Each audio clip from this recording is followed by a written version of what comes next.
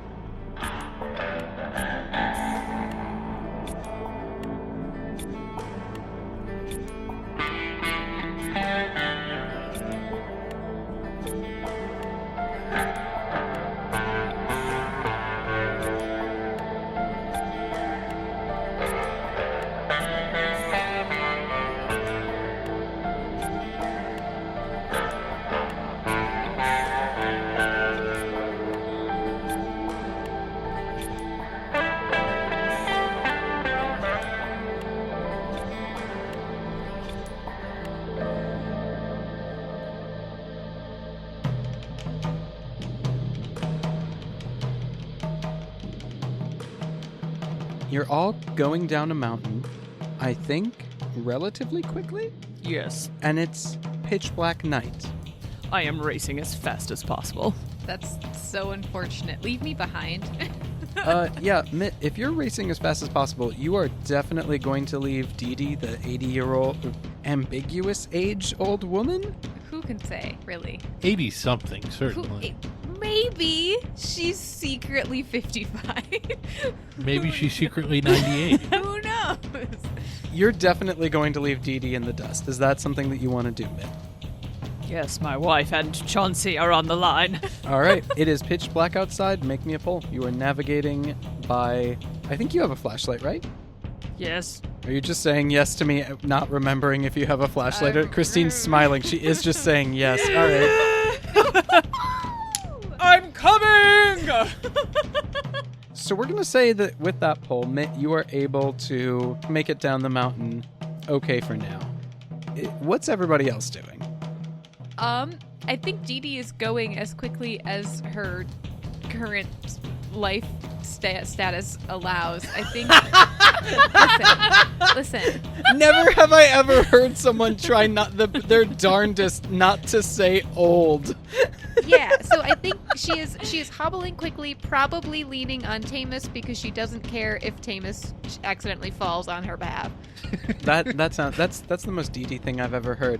Tamus is, you can tell he's hurrying along, but he's hurrying along for Tamus. Tamus is a sheriff of a sleepy little town. He doesn't know how to go very fast.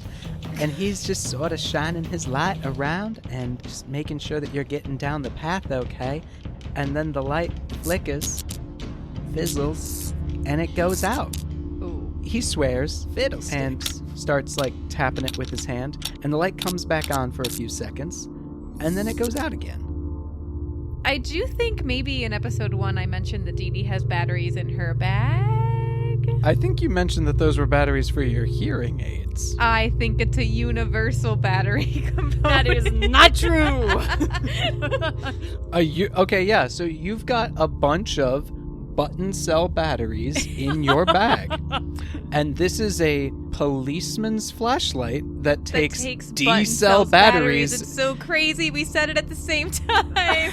I'll pull for it. That's fine. Ooh, do I want to pull for it? Yeah, do you want to? Okay, yeah. Marissa, if you want Tamus's flashlight to somehow be powered by button cell batteries, which I will say, until you pull, is not true and is not how this is going to work, I would need a pull. You are also going to have to pull to get down this place at least once if you don't figure out your light situation. Okay, yeah, I'll pull now then, I suppose. Are you pulling now to figure out the light situation? Yes, I am. I swear to God, if there's only one spot that's really, really bad. Oh my God. The tower stands. And it's buttons all the way down. Congratulations, Tamus. Yeah, so, Dee Dee, you look at Tamus's flashlight, and for a second, you think it's one of those, like, giant black nightsticks that basically can also be used as a bludgeoning instrument. And then you blink your eyes, and no, it turns out it's just one of those little keychain, like, batteries that you just push a button, and you have to keep the button held pressed. Otherwise, it stops. Shut up. I cannot stress this enough. It is pitch black without this light, and you don't have the light. As it's like sputtering out, you see that it's actually this small, tiny thing. How are you going to change the batteries in pitch black? And Dawn, are you going to help with this? Or are you with Mitt? Or yeah, where are you, Dawn? We'll cut away to Dawn for a minute. Dawn's down the hill, wherever that is. And I do believe he has already pulled for his light source, if I remember correctly. So it's going so great. He can see where his feet need to go. He's putting his feet there perfectly. Mm-hmm. He's not tripping or having that hard a time of it at all. So, Dawn, the issue that you're having actually is that you have, unless I'm much mistaken, you have a storm lantern? That sounds like a thing you said, probably. Yeah.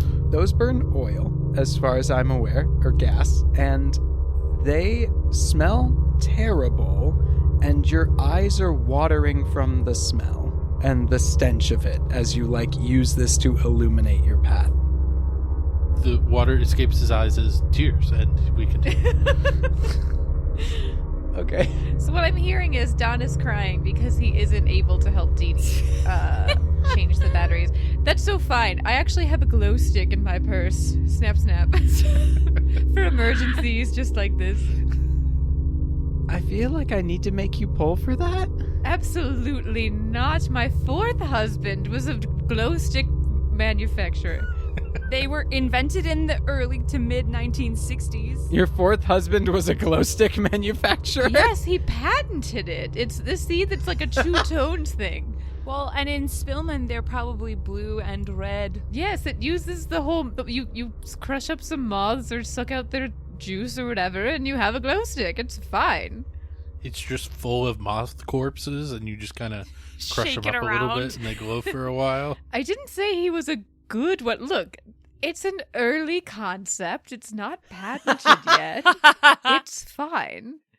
Crick-crack. Go fuck yourself. That's got to be the stinger for That's the episode description. So what I'm hearing is you like my joke so much that I don't have to pull for it. Yeah, I'll let it happen. I'll let this slide.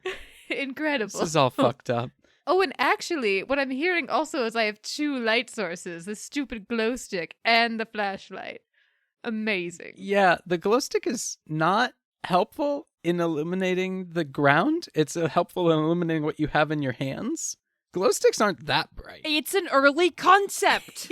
And I would feel as though that makes it less bright. I think the early... Maybe it's too bright. Yeah, it's actually 300 lumens or whatever. Oh, my eyes! A deer just falls over. Yeah, so you've blinded Mitt as he looks back to make sure you're okay. My eyes! Oh, sorry. All right.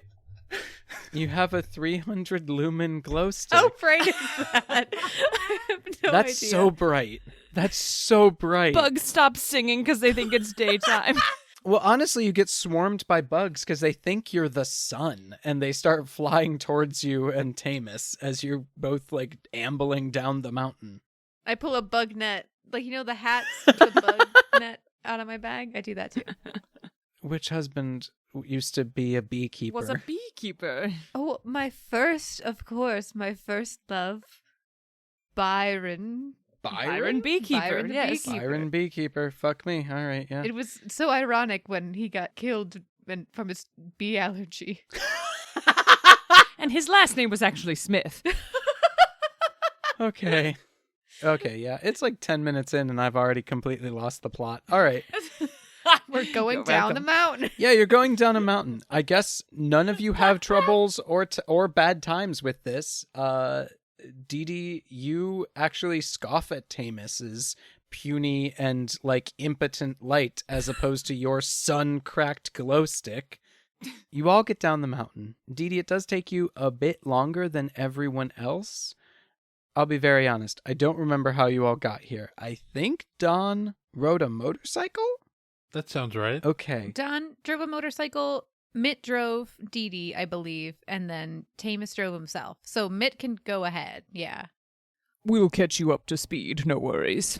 He shouts from, like, so far in front of you. It's just in your mind. Oh, just in... Oh, okay. Mitt's a telepath now. Yeah, did we not cover that in a prior episode? That's not on your character sheet. Christine, pull twice to be a telepath. That's all it takes? Just 2? With the tower looking like this? Hell yeah. Can I really? No! No! I'm also like, that's pretty tempting. So we'll say that Mitt and Dawn arrive at roughly the same time. Mitt, I think you got to your car before Dawn was fully down the mountain, but Dawn's driving a motorcycle like a bat out of hell through town. Love it. So Mitt, as you and Dawn pull up to the house, what do you see or feel here, which tells you right away that something is very wrong? The front door is closed and the porch light is off. At this hour and this time of year, my wife likes to leave the main door open with the storm door and leave the light on, and we just sit in our front room and feel the gentle late summer, early fall breeze come through. But it's all shut up and the light is off. Something is wrong. So that's what you both see as you go up to the house. Mitt, what do you do? I am hesitant to go straight up to the door, so I think I Oh no.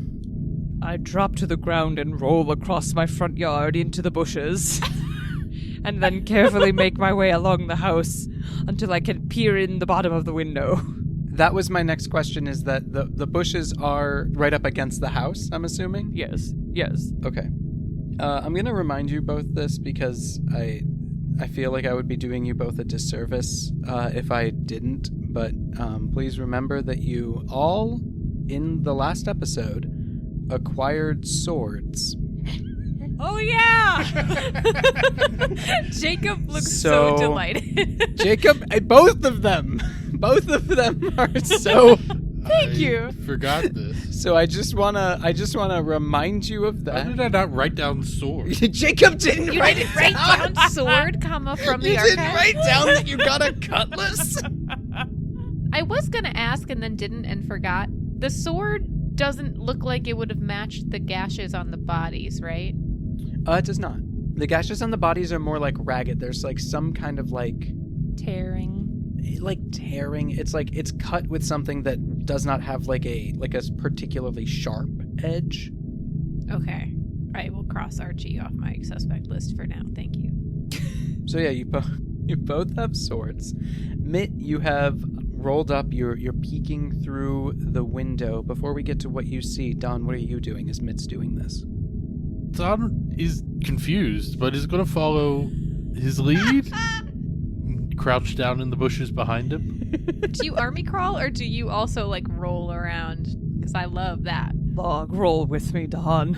Cannot stress to both of you how dangerous it is to roll around with a sword. Please, listener, don't do this. Not if you hold it carefully.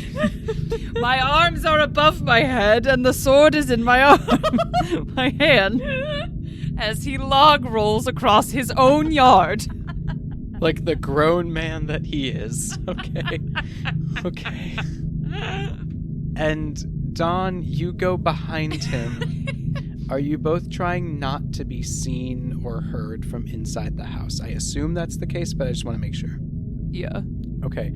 I would need a pull from somebody to be very stealthy about this. Go for it, Don. I don't think Gon cares that much. He's following your lead, but not enough to pull for it. Okay. You can refuse the pull, Jacob. That's fine. So, Mitt, you know your house and you know your front lawn and you know yourself very well. And so you are, of course, able to hold a sword above your head and log roll across your own yard without making any noise. And you get up to the bushes. Christine, stop laughing. This is serious business. Bob's gonna kill Chauncey in retaliation. He has that power. No! So you get up to the bushes and you are peeking in the window and you have been so quiet this whole time. And then, Dawn, you also go to hold a sword above your head and log roll across the Nimsy Manor lawn. And unfortunately for you, you do not know where a particular rock is that Mitt knew to lift his sword above.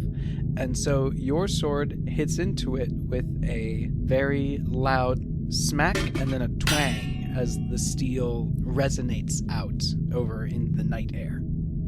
Damn it, man, be quiet. What seems to be the matter?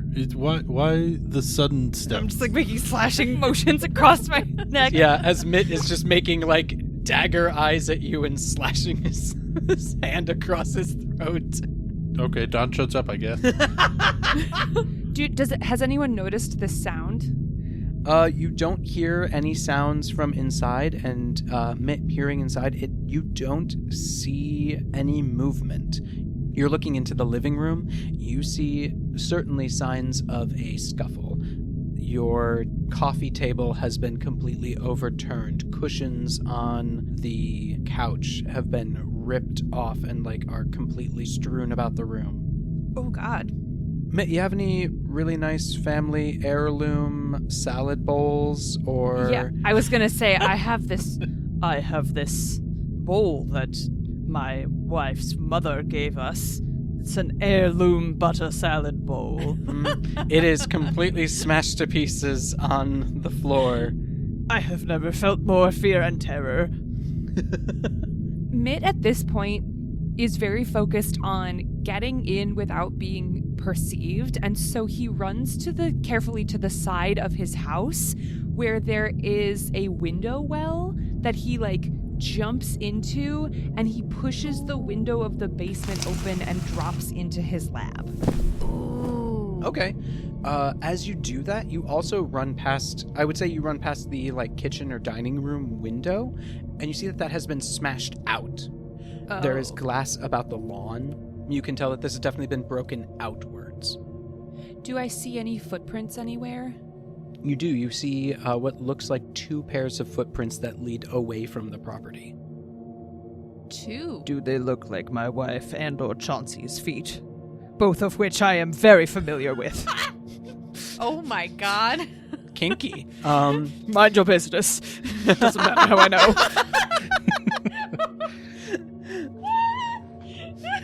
Mitt, you recognize one of them as Chauncey's and the other one as a fancy pair of dress shoes. I know it's dark. Is there red shit on the house? Mitt, as you run past going towards your lab and then you see all of this, you see on the front door a splattering of what looks like, again, that red paint. This time it is not spelling anything. Okay. It looks as though it may have been, like, interrupted. He takes note of all of this, drops into the lab. Okay. You are in your lab. Dawn, what are you doing? I'm crawling kind of carefully behind, and probably when Don sees the glass, I think that's gonna give him pause. Like, something real and extra sinister is happening. Maybe not sinister, but I don't know. It's getting more real, and that's gonna give him pause for a second. Okay, so you'll wait out in the lawn for a little bit? Yeah. Okay. Mitt, you are in your lab. What are you trying to do? As silently as possible, he holds the sword at the ready.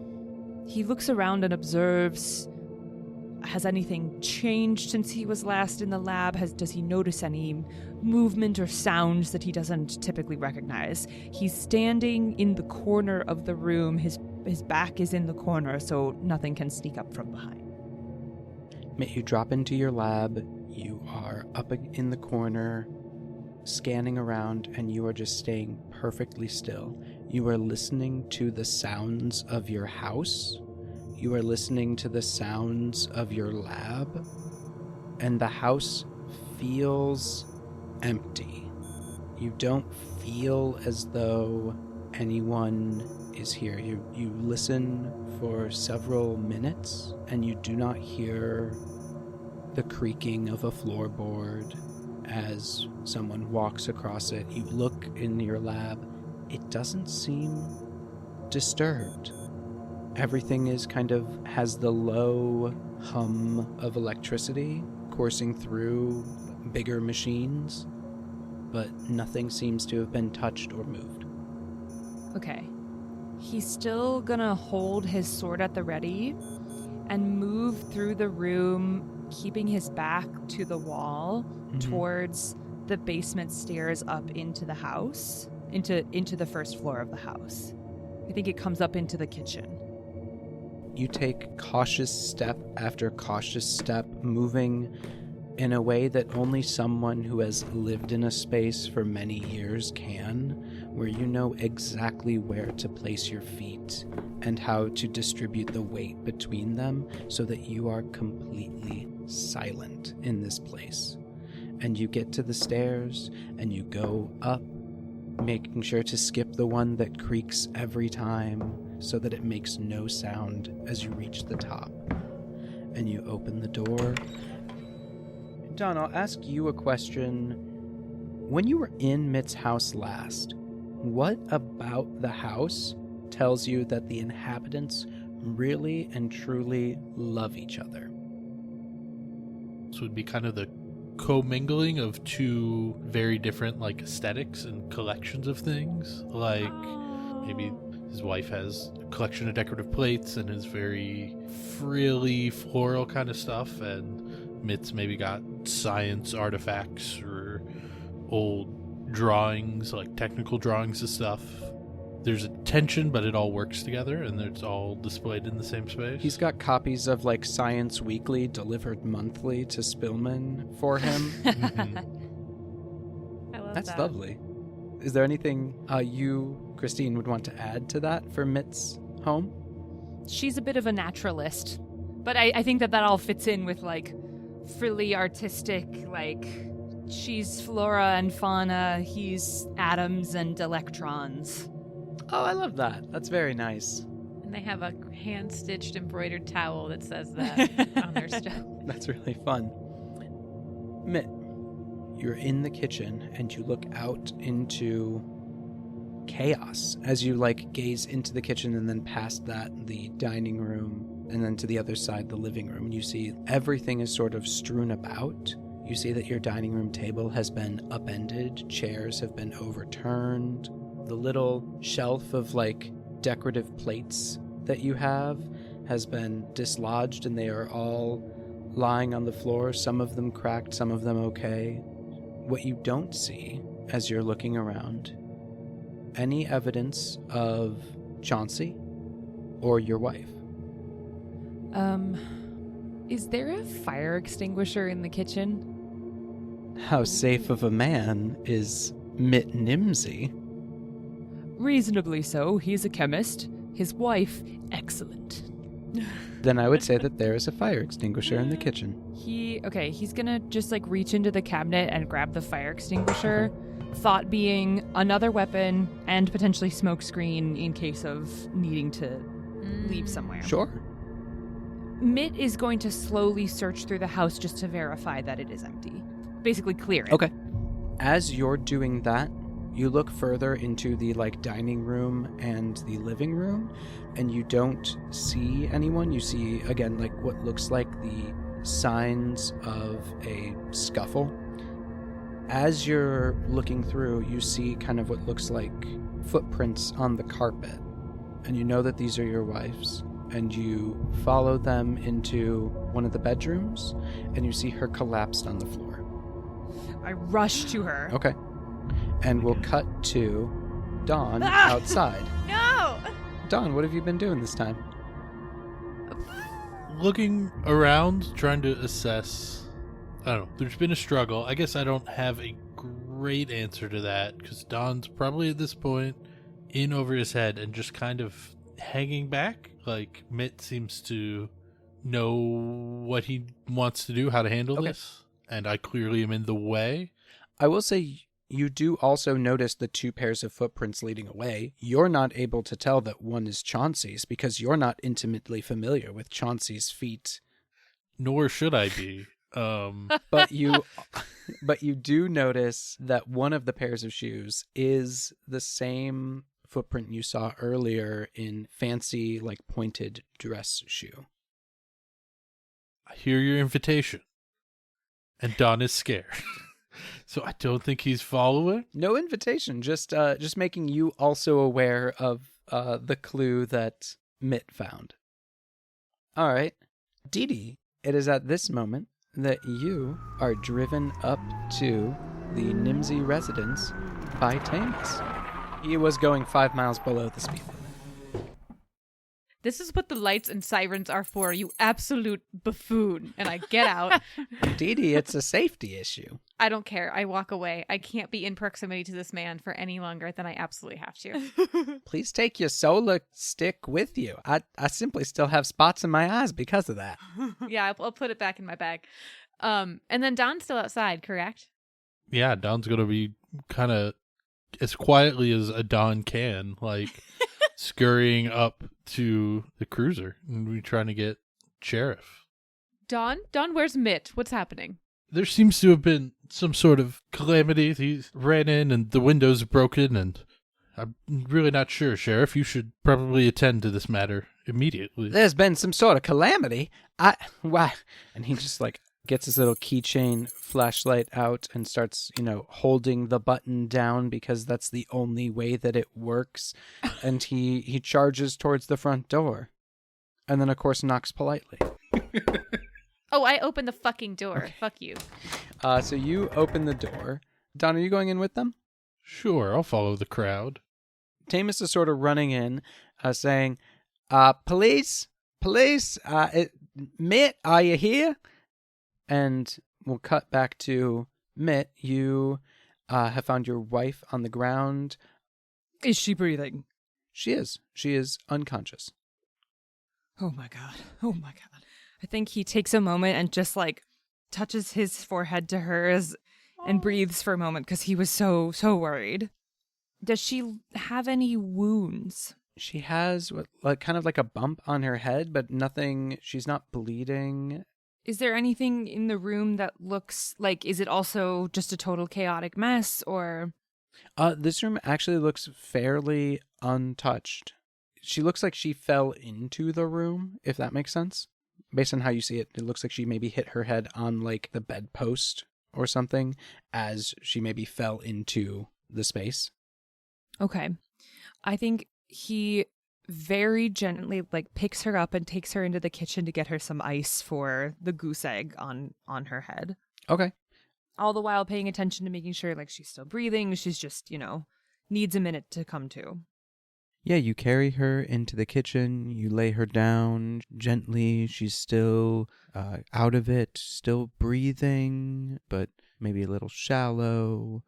And at that moment, Tamus and company enter the space. And Tamus go, Mitt, what in the Sam heck's going on? Sheriff, someone or something has invaded my home and caused all this damage, and I found my wife unconscious in the bedroom. I'm going to get her some ice. Excuse me. Oh my! And you push past him, and the sheriff kind of just, oh my gosh! Someone, well, somebody ought to do something. This is, this is crazy. Tamus, yes, you shut up. Don, call the hospital, and actually, Tamus, call for backup. I can do that. Can Dee Dee look at the scene? I have a pointed question for you, Fabrice. Oh, no. Does it look genuine or does it look staged? Huh.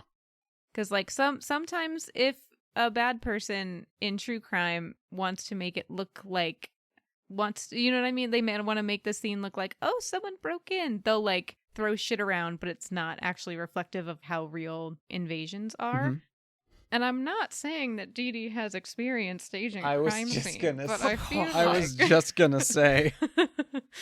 Yeah, Dee Dee, you look around, and this looks genuine. I think you have been brought up to speed by Dawn and Mitt as, like, the paramedics are called and Tamus calls for backup. You're brought up to speed as you're kind of like looking around, and you are told about the 2 sets of footprints leading away, the glass being broken out. Looking around, Dee Dee, because it sounds like what you are doing is like examining the crime scene. Mm-hmm. You see some scribblings on paper that you can tell are in like Chauncey's handwriting. Oh. He seems to be talking about like doing a seance. He was like making notes about like what to do to conduct one. Possibly for you all later. And then looking at the window, which is kind of smashed outwards, you see on it some like trace fibers and even like a section of cloth, and that is a purple silk. At a glance, can I tell if it's like part of Chauncey's tie-dye suit, or is it a different hue? Interesting. Different hue, and Chauncey has a very nice suit. It's not made out of silk. That would be ghost. You are all gathered around Evelyn. Mitt, you have an ice pack held to her head when paramedics show up at the door, and who should walk in but Alice as Weasley. This fucking bit. Is she volunteer night shift, whatever? Of course not, Dee Dee. I'm a certified off-duty nurse practitioner in training. With 500 more hours, I'll have my certified off-duty nurse practitioner in training certificate. Right. And he carries his wife to the next paramedic and says, "My name's Mitt Nimsey, and I love my wife. You let me know the minute she comes to." And you kind of put her down on the gurney and kiss her on the forehead. Yeah. And paramedic Peter gives you a salute and buckles her in and starts wheeling her towards the ambulance. Mitt, I don't want to alarm you, but are you sure she'll be okay at the hospital or en route? Because I think by nature of your house being marked, I think she might be in danger moving forward as well. I will make sure that we take the utmost care of her. You can count on me. Well, you know what? I hope you die next. Wait, what do her shoes look like? What do her shoes look like? What is she wearing? Has she changed her outfit? What's happening? What color is she? She's wearing practical flats. Pointy flats? Dress shoes? Not dress shoes, but they are pointy. They did say the killer was like Don's size, so maybe she was in a big coat at the time. I'm getting all my clues mixed up.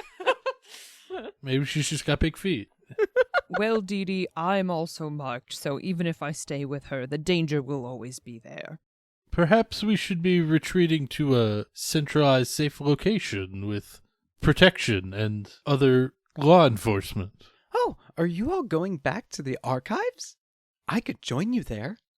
Yeah, because you know there's so many police at the archives. Well, actually, not that I'm agreeing with Alice. Let the record show that is not the case. It sounds like you might be about to, Dee Dee. I think we should go back to the library, actually, and hear me out. Hear me out. She said it. She agreed with me. You heard her first. You heard it here. Look around, you woman. Now is not the time for your gloating. She's dancing a jig in the middle of your living room. She is just so thrilled. She has no bedside manner. I look at Dee Dee and I say, your hatred is justified. Don't hate me, 'cause you ain't me.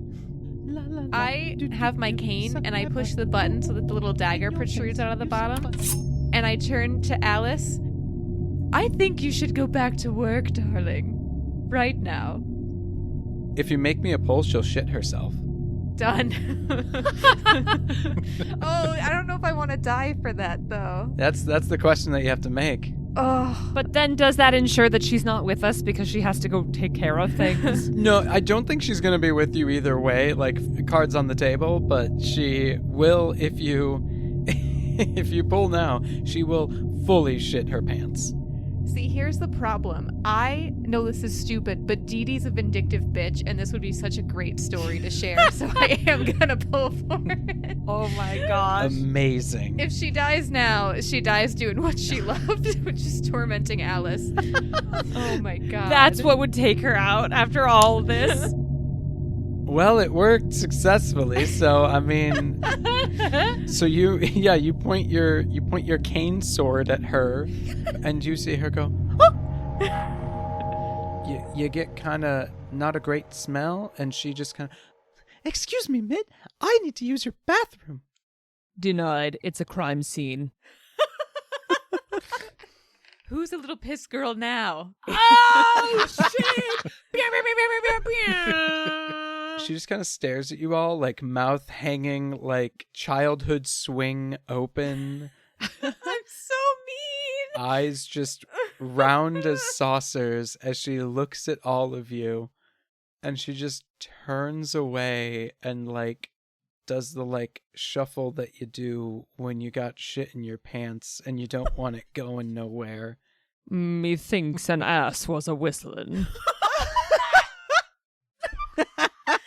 We played criminals in Graveyard Shift, and we are worse people playing members of the HOA. What? I mean, you are members of an HOA, so... I make a little satisfying click, and the blade retracts back into my cane.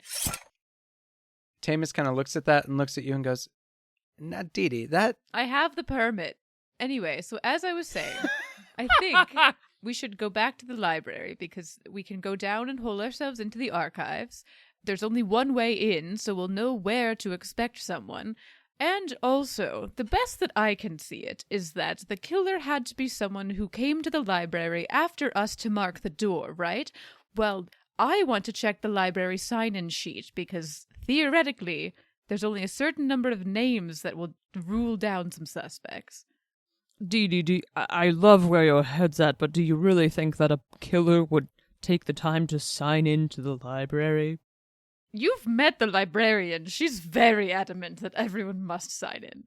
She's a dingo crow woman, if I remember correctly. So anyone who has the audacity to challenge that nightmare of a cryptid woman... Is Sandra the librarian? No, she's half crow, half dingo, half Sandra, I think, is some dumb shit we said in episode 1, which means it's real.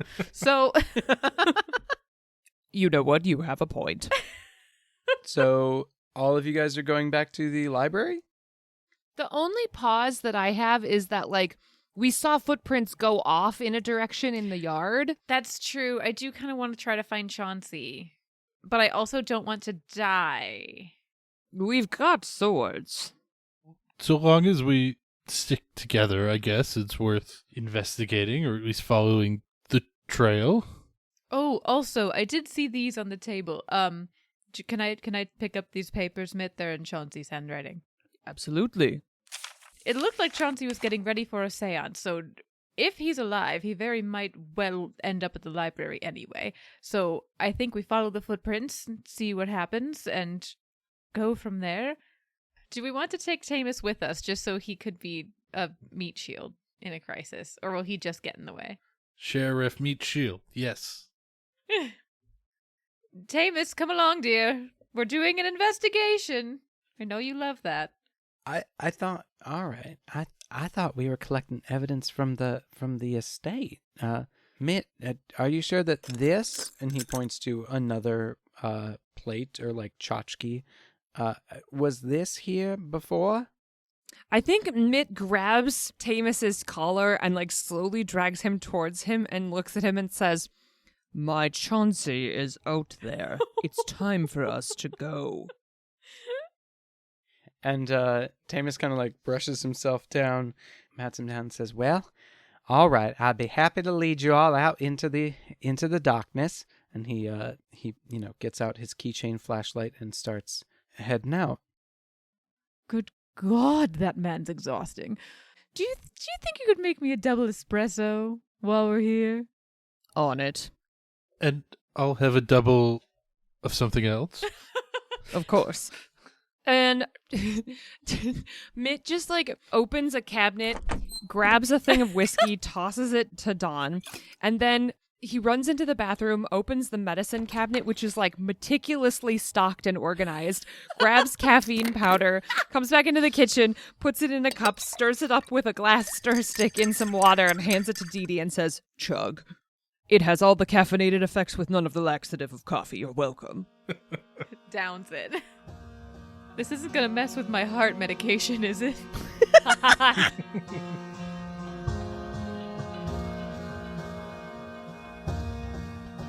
Looking at the tracks as you guys are all using Tamus's little flashlight and Dee Dee's solar stick, you're able to tell that Chauncey clearly left first and was being pursued by someone, because in a couple of places his footprints are overlaid with one of the dress shoes. As you're going, you do in a couple of, like, you go past a couple of, like, thorn bushes. Mitt, does your wife have, like, a rose bush? Absolutely. She's a wonderful gardener. As you pass by the rose bush in your yard, Mitt, you notice again another, like, section of, like, purple silk fabric, which seems to have been, like, torn from something and caught on a thorn. I take it with me. Okay. As you all follow these footprints, you start heading into town. They're traveling towards the edge of town, but they start to travel over sidewalks. You lose them at like the edge of town where you can't really tell where they are, if they turned sharply down like a street, or if you just miss the trail for a second, like leading like into the woods. You're not particularly sure. And it doesn't look like Chauncey was ever fully overtaken. You didn't find any blood, and it didn't seem from the footprints as though he was, but hard to know by just footprints. How far are we from the nearest entrance to the mines? That's a very good question. Chauncey do love the mines. You're maybe a quarter mile or so from the nearest mine entrance. Okay. Well, it's possible that he still evaded it, but... Is there an air shaft anywhere near here?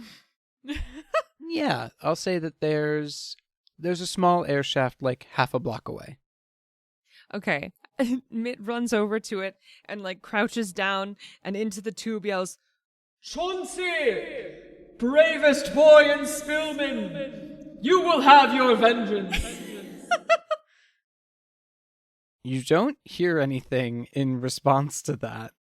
I'm not expecting to, but if he's in the mine, I want him to know that we're looking for him.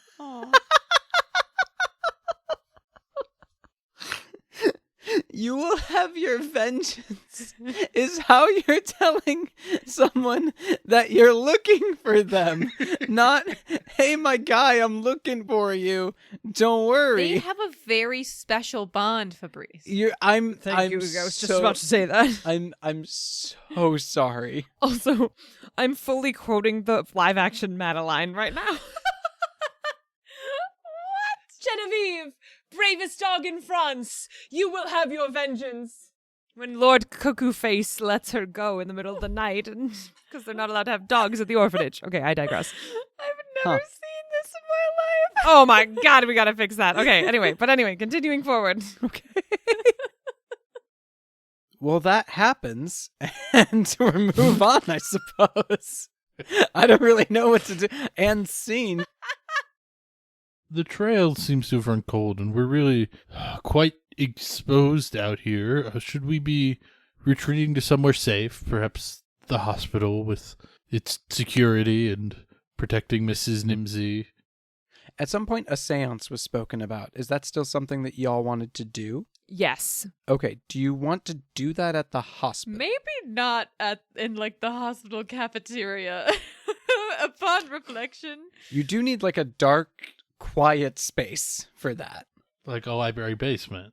Okay, new plan. We go to the library, pop down to the archive, barricade ourselves in. Perhaps Sheriff Tupper should guard the door from the outside. Absolutely, Tamus should guard the door from the outside. I love that idea. I'll make sure that nobody comes through it, except for maybe myself. No, we don't need you interfering. Let's stick with nobody. Yeah, you're nobody. I mean, I've said with love and respect, I'll do anyway. We're beyond that. Someone's been murdered. Many people have been murdered. My voice has also risen an octave. It's fine. Let's go. Okay, so yeah, you guys are at the library. You go up to the front desk. You leave Tamus outside the door. He, of course, locks you in for safety. For clarification, it's like fully nighttime, so the library is closed, but I assume Fully closed. Tamus has keys. Tamus has keys to everywhere. He's like the founder of Key Club. But when you walk in...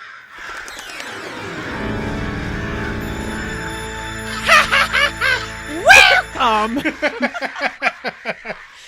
So this horrid chimera meets you in the nighttime, and I think you all need to pull to be or lose your minds. We see her all the time for our meetings. We're on a great rapport. I bring her stale bread, and she loves me. It's fine.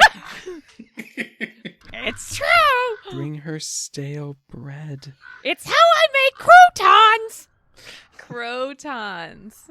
Croutons! The puns are also part of the cake. So you open the door, you see her, she asks you all to sign in, you all do. I want you to look at the list. 100%. Before you do that, she then says, "Thank you! My watch has ended!" And then she fully flies away off into the night. I don't know where Archie hired that woman. Anyway, I want to look at the sign-in sheet. From what I remember, Cook, Dee Dee, cook. me, Don, Mitt, and Chauncey came in together. Then Yes. Alice or Herb came in, and then the other followed. And then when Archie came in, there was blood on the door.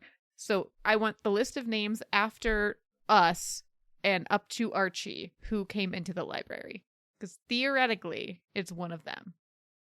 So all of you that came in together are all written on the same line because you came in together, obviously. That's how sign-in sheets work.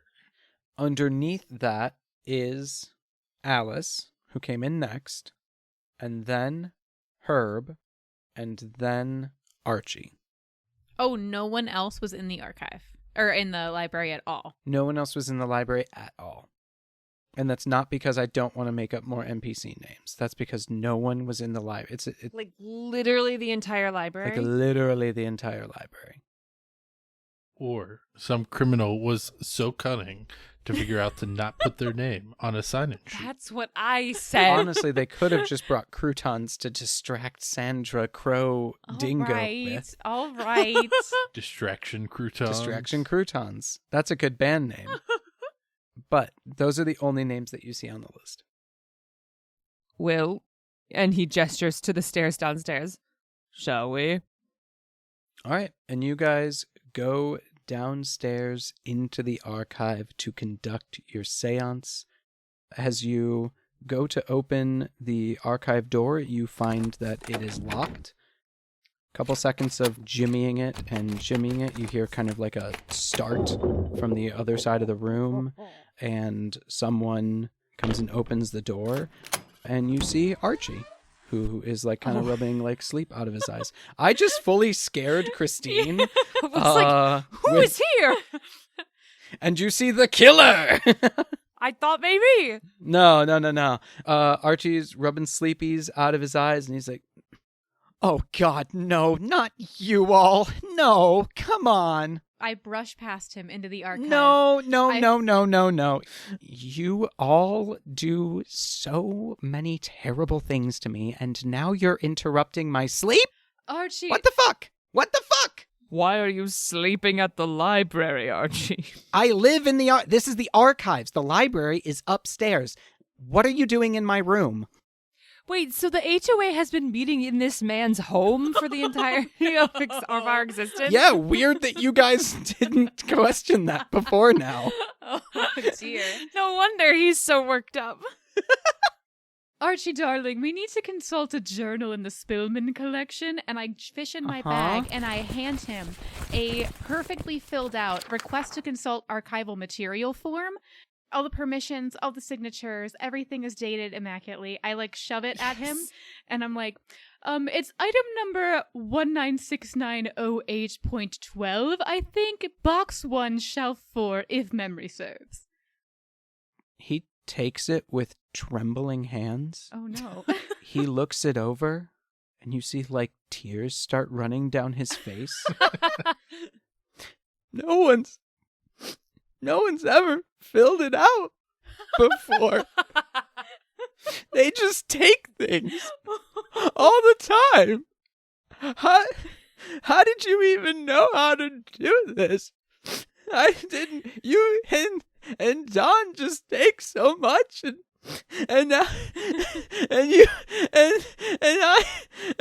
he just fully balls in the corner. He is sobbing uncontrollably. I pat his back they're there. See, miracles do happen. Now, anyway. Don, I think you know what it is. It's that shelf over there, across the room, box 1. Don will go grab that whole box. Just he'll dump it out. We'll just dump it out on the table. Miracle over. Do you need any help? I can help. I can. No, I can. I'm okay.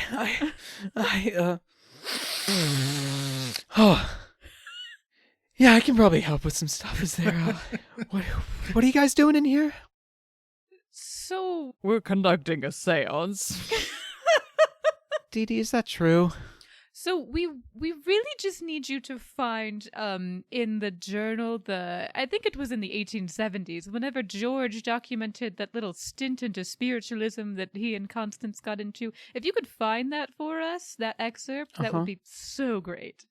Oh, I've got that dog-eared. No worries. You shouldn't do that. You should not bend.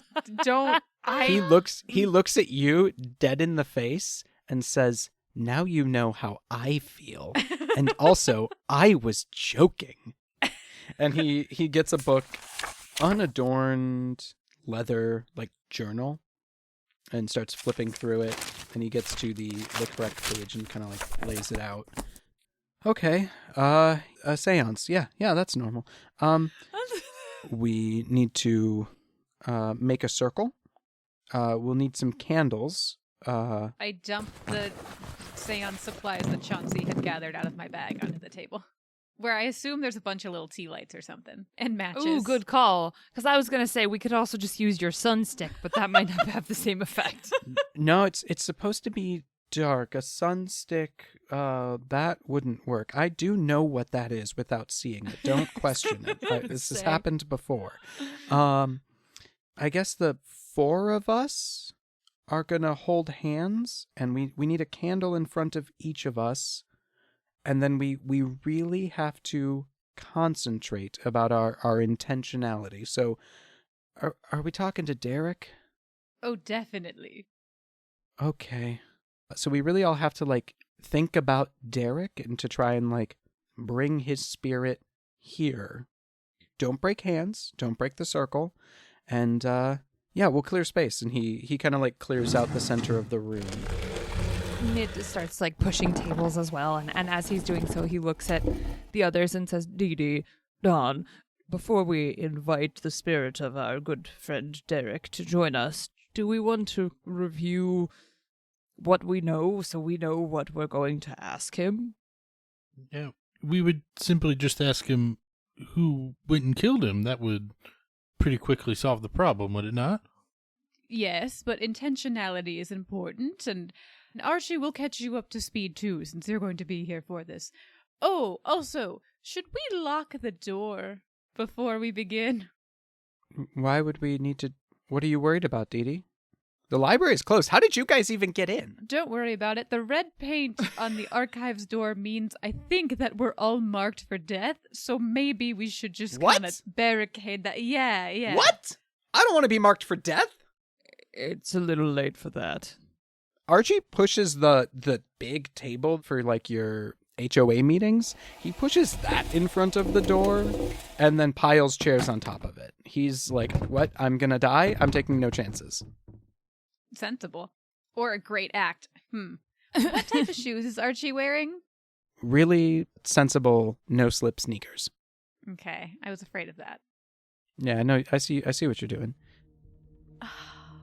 Okay, dementia will not take me yet. Here's what we know.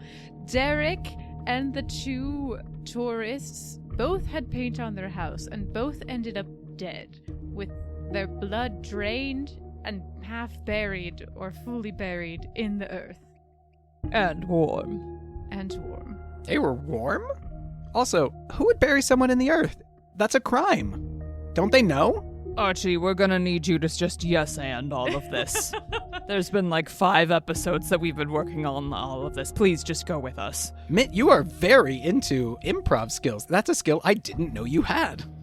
The loving presence of my wife has pushed me to become something of a Renaissance man. There were also, if memory serves, insect parts on the body, and there were tiny holes at some of the puncture marks where I think the blood was sucked out. Dawn, didn't someone tell you something at the bar that I can't remember if you told us in game about yet? I don't think he has. Now, old Robbie from the store came by, and he was scared about someone tall and with red eyes in the woods. It seemed trivial at the time. He was also specifically scared about you, given your, like, size when you first came in the door. Yeah, we're going to stick with tall and red eyes. Okay. Okay. Ruh-roh. No, I mean, I don't want to withhold information, but I'm not going to say a man walked in and was scared that I would murder him. It's not something I'm going to bring up. That's Valid. No, 100%. I think what you said is, like, you're not withholding information by saying that.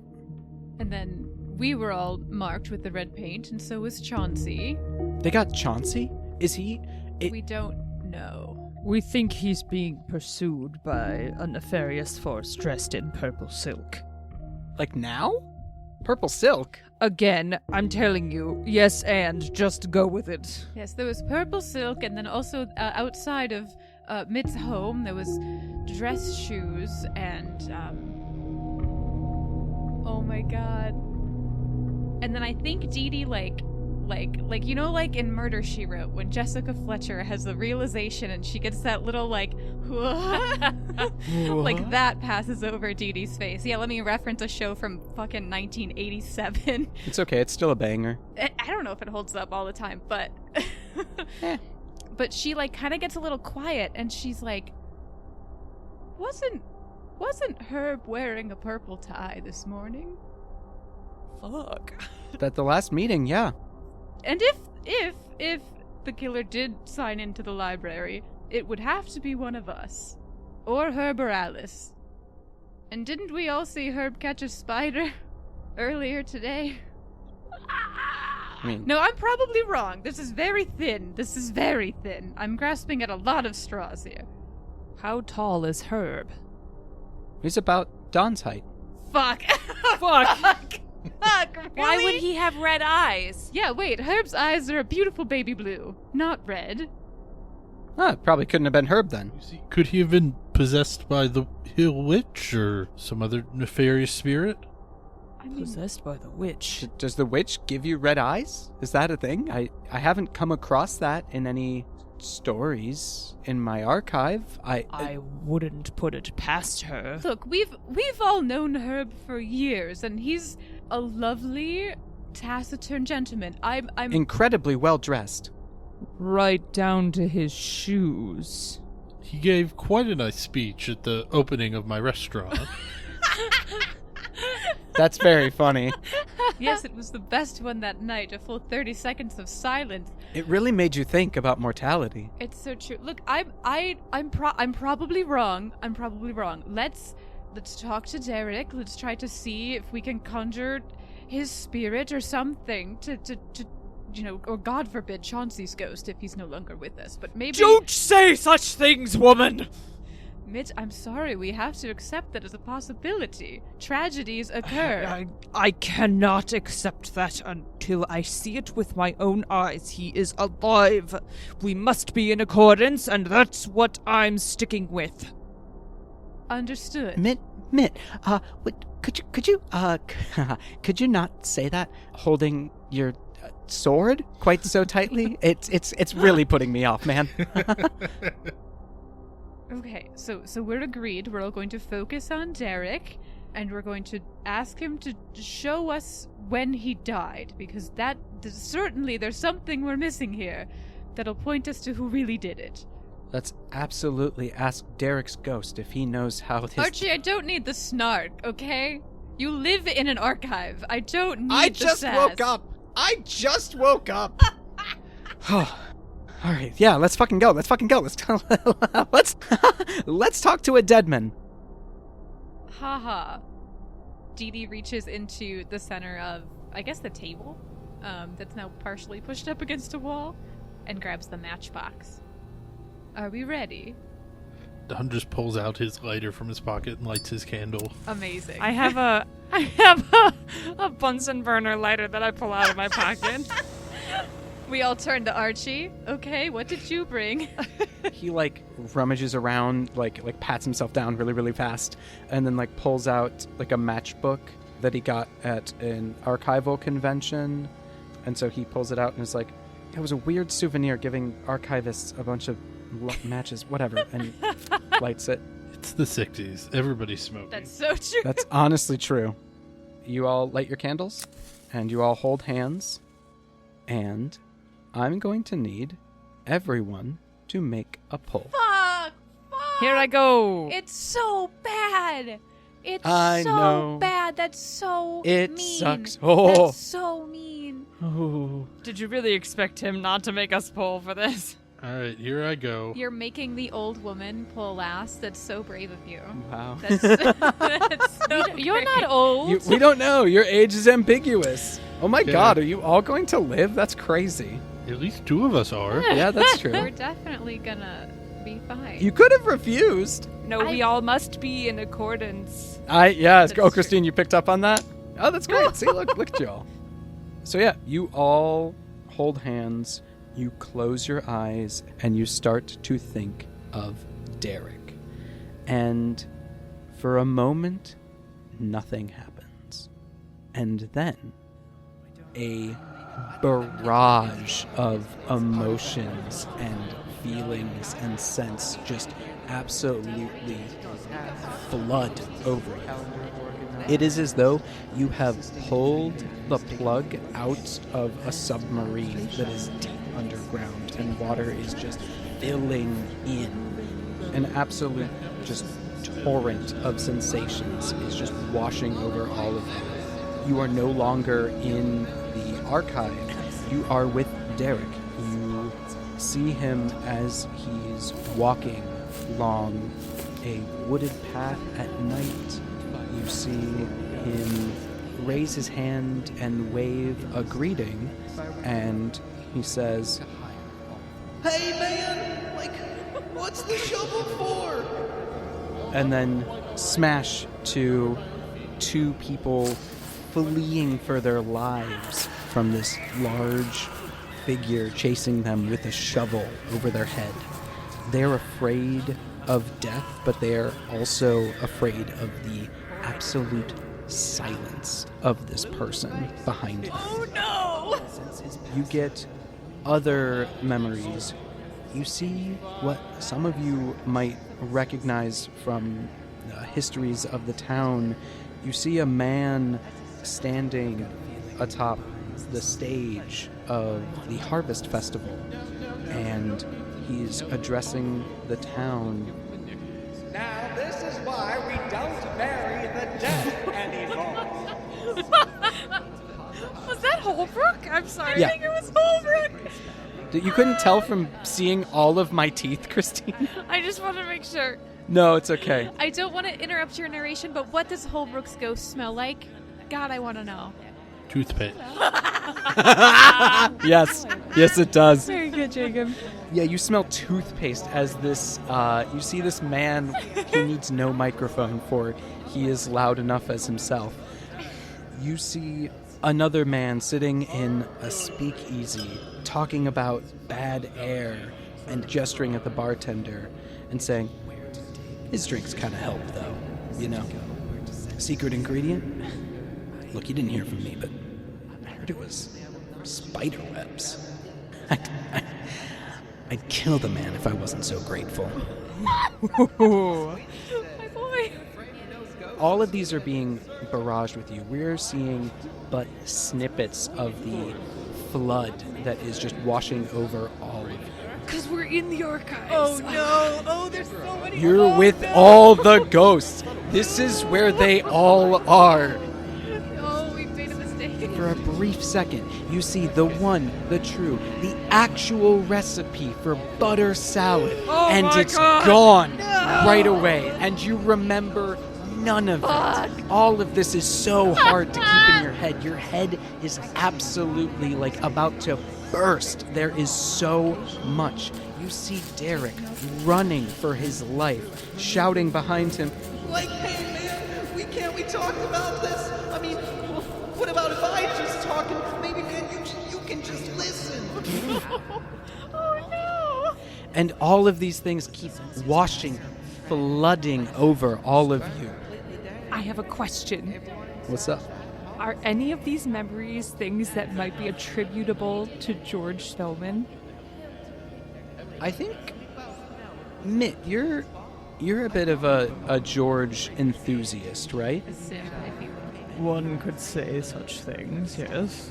So I think you would have recognized his two sons in two of the visions. But have we seen George himself? Have you seen George? Make another poll. I'm gonna pull.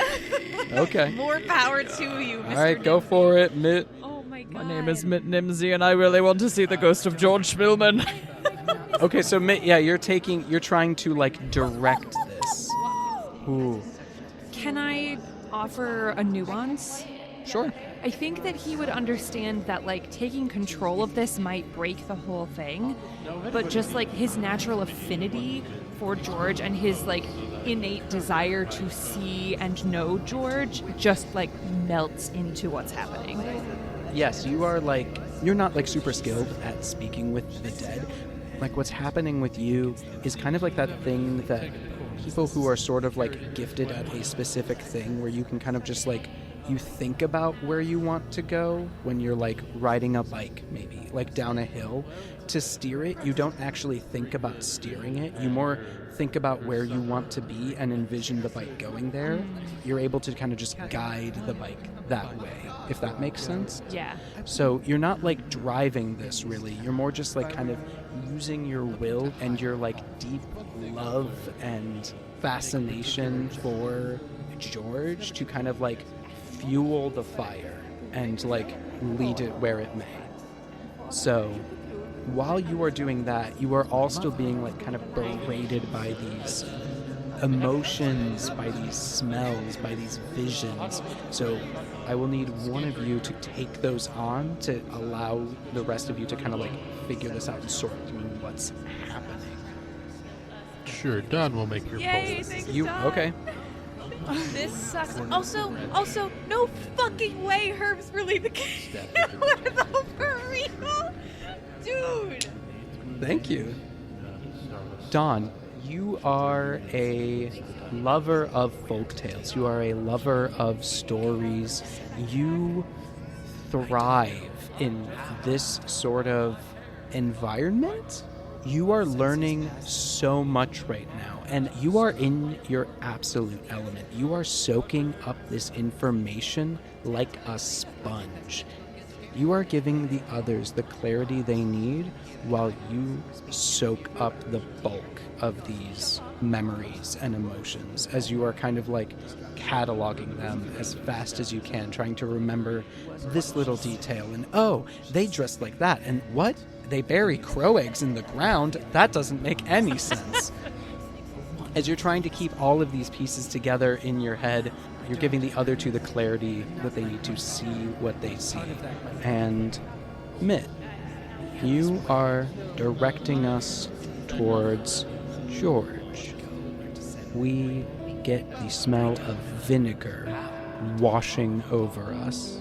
And as this like acrid smell kind of like burns a little in your nose, you see in sepia the opening of the mine and the dedication of the town. You see George standing atop what looks suspiciously similar to the stage that you used for the Harvest Festival, and he is giving an address.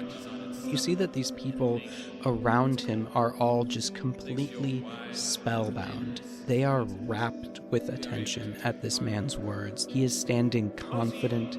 He's holding his walking stick in one hand, and he is addressing everyone with just like a casual grace that is wonderful to behold.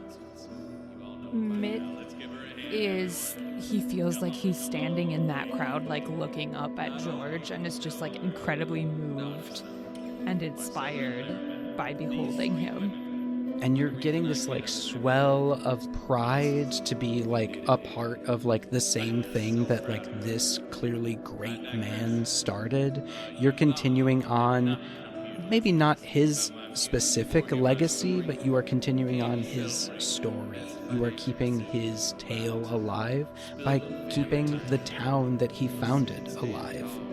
And as you're feeling just like almost elated, being like awash in George's presence, you all hear a scream that is cut off by a sudden gurgling sound, and all of you are instantly snapped back to the archives, and you are all standing holding hands in this circle, and you realize that some time has passed. You're not sure quite exactly how long you have been here, but it is pitch black, save for the small tea lights you have at your feet.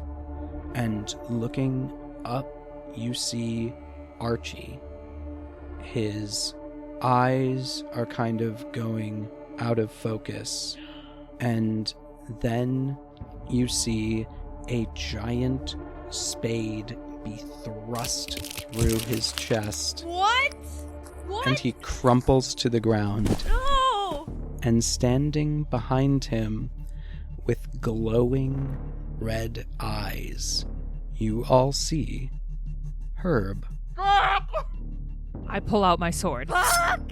He looks at all of you, and he opens his mouth, and it unhinges further than it should. And you see this red light coming from inside of him, like pour out of his mouth. You see little tiny insect legs stuck between his teeth, and from out of his mouth pours red Spillman moths that fly at you. And he says, Looking for me. Oh, fuck.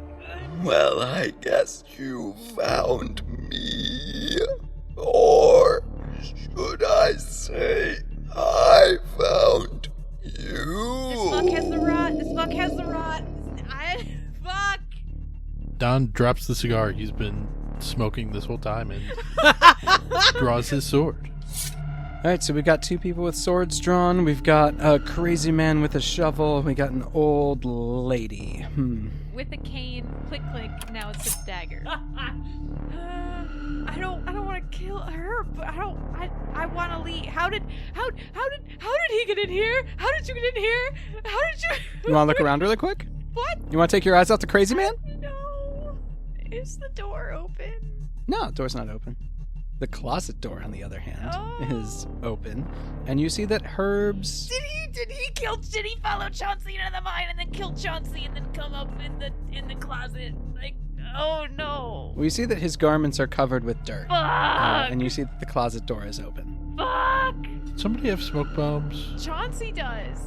I have a fire extinguisher. Oh my god. I blast him. Amazing.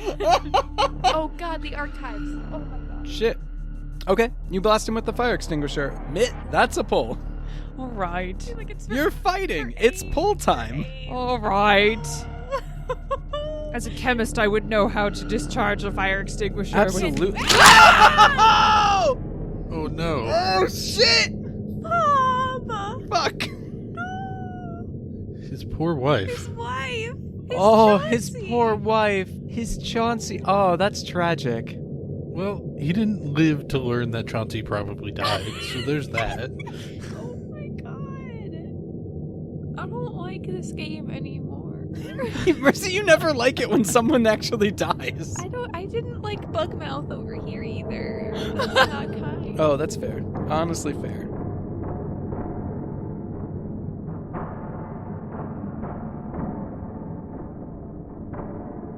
Okay. The tower's rebuilt. We've made some pulls to make it spicy. All right, I go to blast him. All right, Mitt. Herb rushes at you all with the shovel, and you drop your sword and pull out the fire extinguisher that you brought from... Did you bring this from your house? From my kitchen. Okay.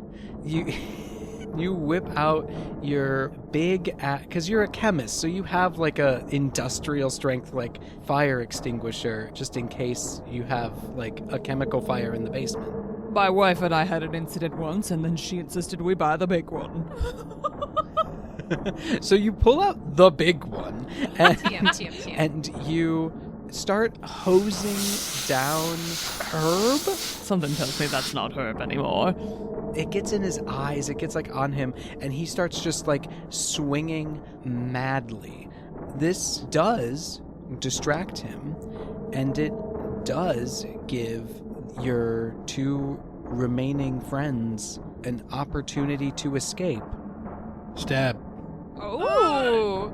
But unfortunately, as you are spraying him and he starts to like swing wildly, shouting, "Burning! Burning!" One of his shovel blows connects Mitt with your head. And it bites in. And we hear a skull crack and crunch beneath the blow. And Mitt, you start to see everything on an event horizon. And you see the scene before you. You see Dee Dee scream. You see Don charge in to stab. And it's as though they are moving in slow motion as you are sort of receding back from this. And you are seeing this whole picture play out before you. And it is fading, and it is becoming smaller and smaller with nothing in the periphery. And as you are sort of enveloped by this nothing, what do you see? I see a memory of my wedding day. So you are standing at the altar with your bride. You're both holding hands and crying as you have just finished saying your vows. And you remember the promise you made to each other to always be there for one another and always care for the other. You are held in that moment for what feels like an eternity, before eventually there is nothing.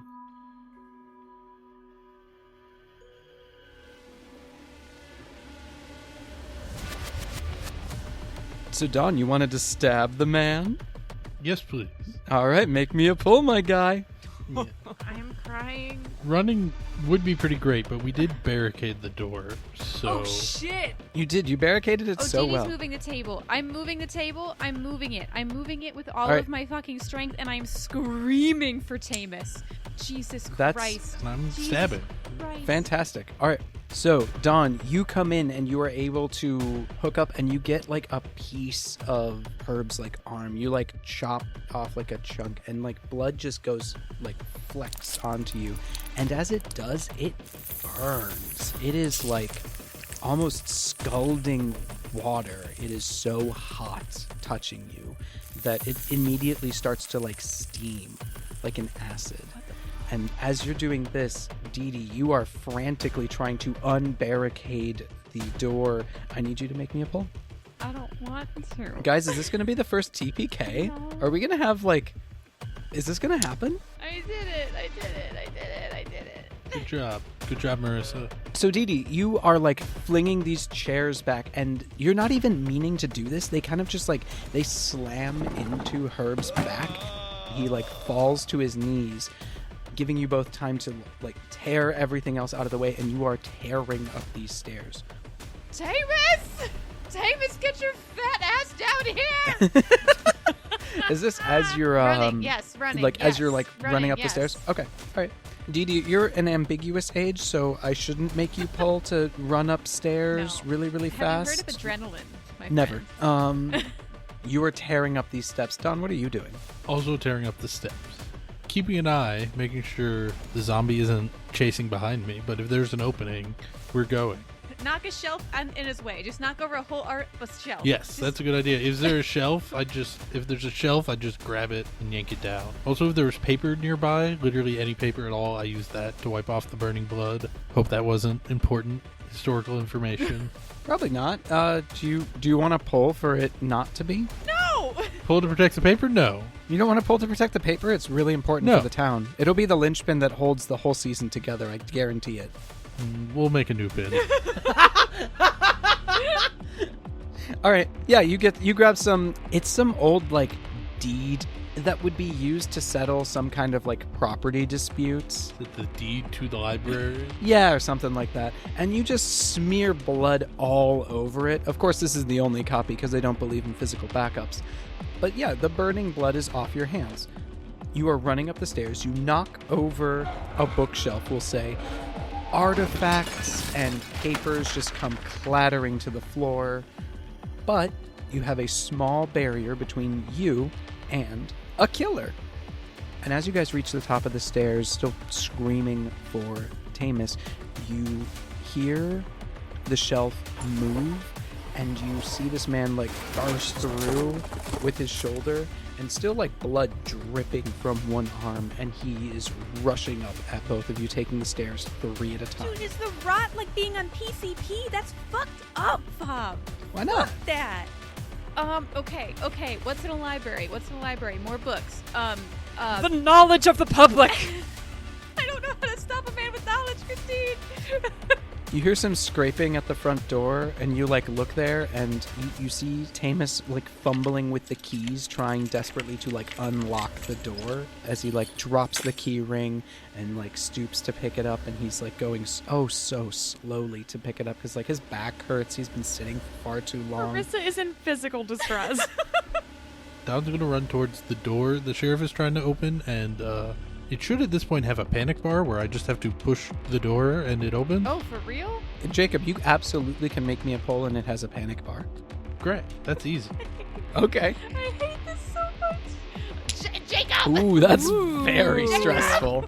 Worth it to get the lawman with hopefully training for this. Doubtful. Okay, yeah, Jacob, there is a panic door or a panic bar. Yeah, you know, like when you walk up to a door and most of the whole middle of the door, there's that bar across where you push it and it opens the door so that if the building is on fire but they lock the door, you can still get out. You don't burn alive in a tomb of fire. Because they learned from the 50s that fire safety is really important. Yeah.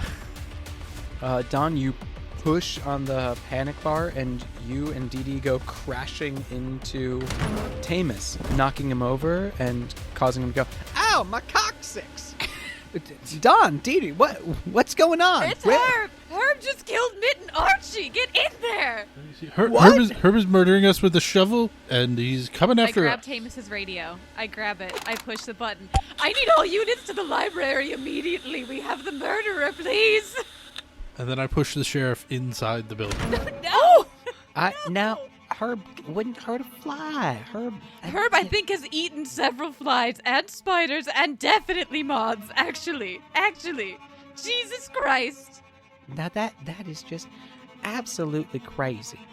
And from out of the darkness comes this looming, hulking figure with like this filthy, rusty, blood-covered, dripping shovel. And he's gonna start making swings at Tamus, who goes, Herb, no, that can't.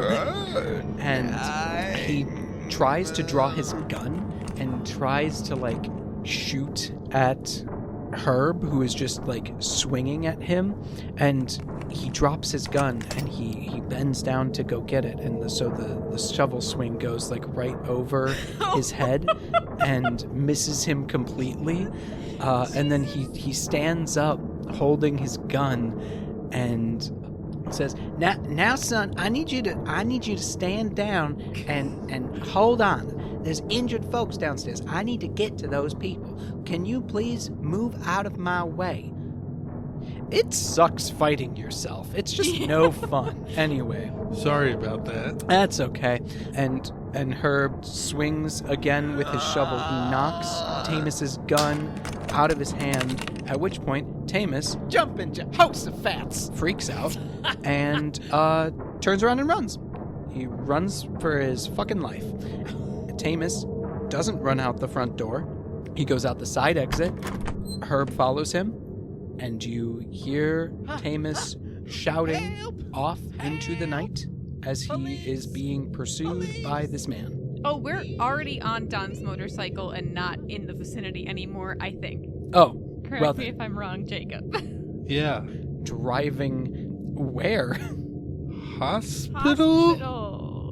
We need to tell the doctor people to go help our friends because there aren't cell phones. It's 1960. I need to go yell in a waiting room, which probably isn't the first time Dee Dee has burst into the hospital screaming about a corpse. Covered in blood, presumably. They know what to do. It's code Dee Dee. They're fine. So you burst into the hospital screaming about a corpse and blood, and the receptionist, Regina, looks up from her evening paper that she's been reading and goes, "Oh, Dee Dee, the Tuesday special?"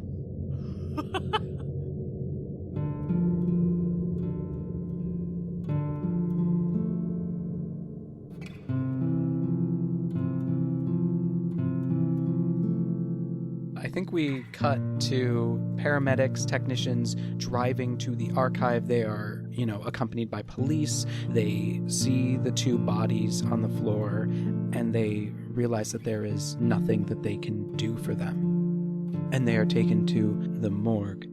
Sadly, there's no one there to collect samples. Sadly, there's no one there to collect samples. We cut back to Don and Dee Dee in the hospital waiting room. Both have your hands in your lap. You're staring off into the middle distance. There are cups of coffee that have gone cold by you, untouched. And you have just been here for what feels like hours. When suddenly, approaching you comes Christine. Don and Dee Dee are in the hospital waiting room, heads in their hand, uncertain about what to do next. When suddenly from down the hallway there's a commotion and a few calls of, "Ma'am, Ma'am, you can't go over there. Oh my god! And the door bursts open, and you see a woman in a hospital gown with, like, an IV still in her arm. Amazing. And she goes, "My name's Evelyn Nimsey, and I need someone to tell me what's happened to my husband, Toot Sweet." I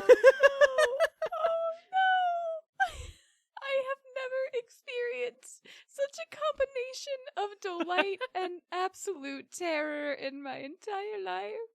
Dread, you might say? It's a lot of dread. And Dee Dee, you have, I think, a dread and breakfast first, the uniquely auspicious moment of being able to break the news to a second recently widowed person about the demise of their partner. I don't want to do that. All right, Don, you take this one. It's too early to say what exactly happened. The sheriff or some form of law enforcement surely will conduct a full investigation. I don't think that's very likely. This woman is fully, like, standing in a hospital gown and commanding, like, so much respect, and, like, she has just such a presence about her, and you were just seeing, like, a very sure of herself individual. Evelyn, I think it would be best if you maybe went and lied down. This is not a standing conversation. And you know what? Could be fine. Could be fine. Stranger things have happened. Listen, Dee Dee, I need you to be incredibly straight with me. The last thing I remember was being attacked in my home, and then I woke up in the hospital. Now listen, I love my husband very much. I never want to be parted from him, but I trust in that love enough to carry me through whatever may have happened. And the fact that you two are being so withholding tells me that something terrible has happened. Do you remember who attacked you by chance? Why, it was Herb. He looked frightful like a monster. I tried to tell these people all about it, and they wanted to put me in the psych ward. Oh, well, the good news is you're perfectly sane. But I can tell by your demeanor that there's something terrible coming. Lay it on me. I'm ready. I look at Don. Don is like, just like shakes his head like, I don't know what to do here. Which is, you know, rare for Don. He's usually got something to say. Now listen. My husband got up to all kinds of shenanigans, what with all of his chemistry, insanity, and him running all around town with Chauncey and Derek. I've been prepared for this day from the moment I said I do. I lived every day loving him as much as I possibly could. If my husband is gone, I understand. I am sad. I am deeply broken. But it seems like there is some sort of urgent matter that needs to be resolved first, before more people get hurt. Oh, you are a saint among women. Herb broke into the archive and gutted Archie like a fish and killed Nick with a shovel. And he also was chasing Tamus into the woods, I think. I don't know. Do you need some smelling salts? Here, I might have. She's like opening the bag and she throws the sun out. And she's like, I have some chocolate. Do you need a hearing aid? Oh, you're all instantly blinded until it goes back in the bag.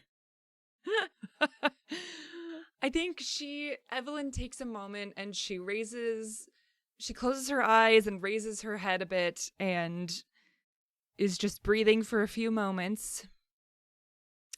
I loved that man with my whole heart, and so I must ask, what has also become of Chauncey? I don't know. She turns to the nurse and says, "Will you begin my discharge paperwork, please?" Holy shit! You're speaking to Nurse Nuance, and she goes, "Now, Evelyn, we can't necessarily begin your discharge papers yet." "Why not? Am I in perfect health?"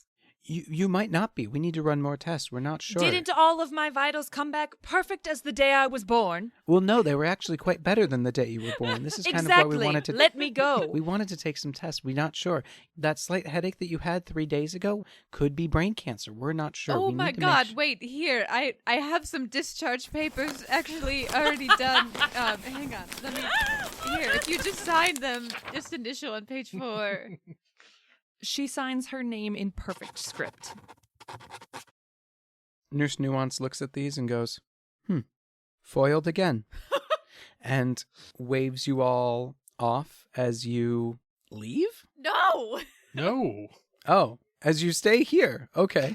That doesn't seem to be what Evelyn wanted, but Evelyn sits down. Evelyn just wanted her freedom and autonomy from the hospital. oh, okay. Evelyn, you have been discharged. Evelyn sits down across from Dee Dee and Dawn. Yeah, well, here, we smash cut. Evelyn, you are now fully dressed and you're not just in a hospital gown. Correct. She sits down in front of Dee Dee and Dawn and says, "Well, now catch me up to speed." And we thwack. You guys are talking for several hours. Is it still the dead of night? Yeah, it's still the dead of night, and eventually, stumbling through the door, holding their lower back, you see Tamus Tupper Oh my god, he walking lived. through the hospital door. "There's the bastard now." He kind of collapses into a comfortable chair, sort of like in your circle. Bit rude, ma'am, if I do say. Oh, You may say. I was chased all over Hell's Half Acre by that man. Crazy. "And where did he leave you?" I lost him somewhere in the woods. Only 'cause I know them so well. Wait, so he's still out there? You didn't... a walking public health crisis with a shovel is still just out and about? You left a actively homicidal maniac wandering around the woods, and you came in here for some back pain? Yes, some medication. And the reinforcements are hot on his pursuit? I imagine that Deputy Donovan is doing his darndest, yes. And what about the whole, like, whatever, the The volunteer... National Guard, the Yeah. the state police, the neighboring counties. You mean Alice S. Weasley? Yes. Her as the, volunteer deputy to the deputy. She's doing, I assume, an amazing job, sorting papers for us back at the station. Should she be out hunting? I don't think that seems a bit wrong, don't you think? As the deputy to the deputy, she doesn't have a gun. "Sheriff, you think it's wrong and that the deputy whatever should not be hunting down the active murderer." Deputy to the deputy. Yes, it seems like a dangerous thing. But and also, you deputized us, fucking Mr. Tequila over here, and me, Rum. who has been to court and more murder trials than I can count and prove not guilty, thank you. You deputized us and had us track him down. Explain to me how that makes sense. well, and frankly, I'm kind of surprised that you're all still here. Aren't you supposed to be doing your job of bringing the killer to justice? I quit. I refuse. I am old enough to be your grandmother, you ungrateful twat. Are you out of your fucking mind? Dee Dee, you sort of have an ephemerality about you to your There were age. bugs in his face. There were bugs in his face. I'm not doing that. He has the rot. That's disgusting. And Well, that is fair. Yeah, I guess we all just sit here until we all die one day. Crazy to spend the rest of our lives here in a hospital. That was you took an oath, I'm pretty sure. It is literally your job to go catch criminals. So I suggest you take some fucking morphine and then get your ass back out there and catch a criminal. Well, I do need to go back to the library because my service revolver did get knocked a bit out of my hand. You don't have a spare. You don't have a spare. Of course not. That would be a danger to the public. Imagine how dangerous it would be to just have a gun lying about in a public place where anybody could just walk up and take it. A public place like a police cruiser that's locked, or a library open to the public every day. While this is happening, I think Evelyn walks over to the nurse's station and says, "What can you tell me about treating the rot?" Finally, someone fucking competent. Who the hell do you think Nimsy would have married? Treating the rot? That's what I said. There is no treatment. Not that we know of. So when a patient comes into this hospital exhibiting symptoms of the rot, what do you do for them? Quarantine and pray. She turns back to the others and goes, "Well, I'm not particularly religious, but it seems like it's time for us to catch a monster." Evelyn, I commend you on your grit and your resilience and your just gung-ho attitude. I don't think any of us are particularly equipped to go after Herb. Dee Dee, have you ever had a loved one close to you get murdered? Regrettably many times, actually. So you understand my motivation? I do. The insurance? Yes. No, I do, and it's very admirable, but I don't think you would be doing Mitt's memory any service if you ended up in the same state as him. And at that moment, you hear like the automatic like sliding door, like I click my open. cane. It's a dagger now. Who is it? Who is it? And stepping through, you see the rainbowed, suited form of Chauncey, who says, "Oh, come now, Dee Dee. It wouldn't be much of a podcast if we stopped here." I knew you wouldn't kill fan favorite Chauncey! I certainly wouldn't kill him off camera.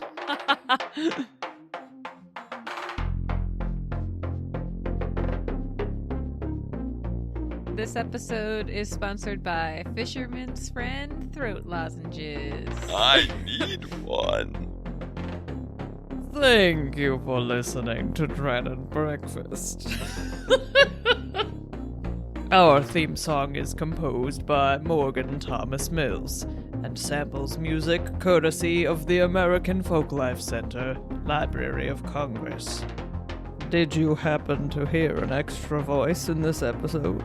Thank you to our good friend Tom for voicing everyone's favorite founder, yours and mine, George Spillman. Maybe you'll hear him again in the future. Ominous.